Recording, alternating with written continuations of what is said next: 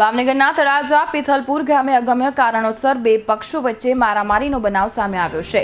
આ મારામારીના બનાવમાં ઇજાગ્રસ્ત લોકોને સારવાર અર્થે તળાજા ખાતે ખસેડવામાં આવ્યા હતા, જ્યાં બાદ ઇજાગ્રસ્તોને વધુ સારવારની જરૂર જણાતા ભાવનગરમાં રેફર કરવામાં આવ્યા છે। જ્યારે આ બનાવમાં કેટલા લોકોને ઇજા પહોંચી છે તે ચોક્કસ હજુ જાણવા મળ્યું નથી।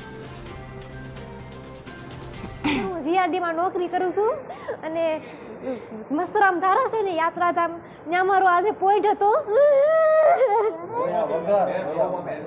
પછી સર મારી નોકરી પૂરી થઈ તો હું છે ને રિટર્ન બસ હતી હતી તો હું અને મારા હસબન્ડ ભાઈ હતા સર અમે જતા હતા તો એને છે ને અમને વેચા રસ્તામાં ઊભા રહ્યા અને ધોકા ને પાઇપ બે વસ્તુ લઈને મારા માથે ડાયરેક્ટ એને હુમલો જ કર્યો સર। અમને બહુ માર્યા મને અને મારા હસબન્ડને પહેલાં માર્યા અમને।